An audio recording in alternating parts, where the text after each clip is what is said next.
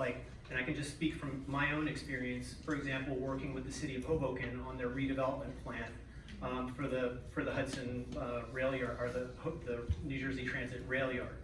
That process took 3 years of my time. The city had a huge amount of respect for their residents, held planning sessions, hired the right consultants, big engineering firms, hired the right land use attorneys to specialize on it. Granted, it was a big project, but it was a big deal, just like this. Hired the right architects that were well known in the industry to work on the plan, up front. It was, and importantly, involved a process, or put together a process and followed a process that involved the residents of the city of Hoboken and having many planning sessions. And I was a developer. I was trying to get what I wanted. The city of Hoboken stood up for its residents. I've worked on projects. I worked on the RFP that Kushner ended up winning in the city of Madison back in 2013, where they built next to Drew University.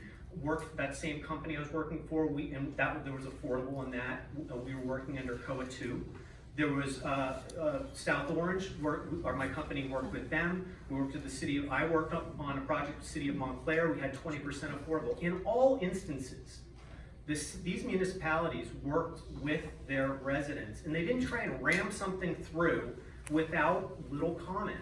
And I just, I was shocked when I went on Facebook and I saw like our Facebook group right up the hill here talking about this, and I was just appalled. And quite honestly, I felt just completely disrespected to put in. And I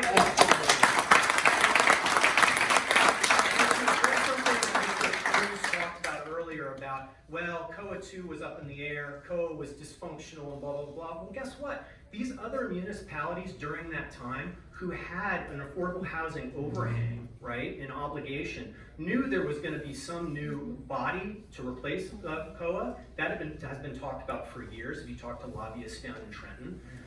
And they were doing something about it, Madison including. They did a payment in lieu on that site. The city of Hoboken setting aside 20%.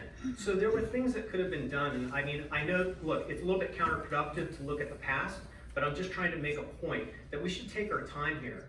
One of the things that I learned about planning is that planning, once you build it, it's done. You need to have good planning. And in the case of this site, there's been like no planning. All the time that was put into Dixie-Dale, and then all of a sudden you ram this through in a week. Give me a break. And in addition to that, talking about good planning, I see that a lot of the affordable is like deep skew affordable. It's disproportionate to the lower income part of the spectrum. Part of this was brought up before.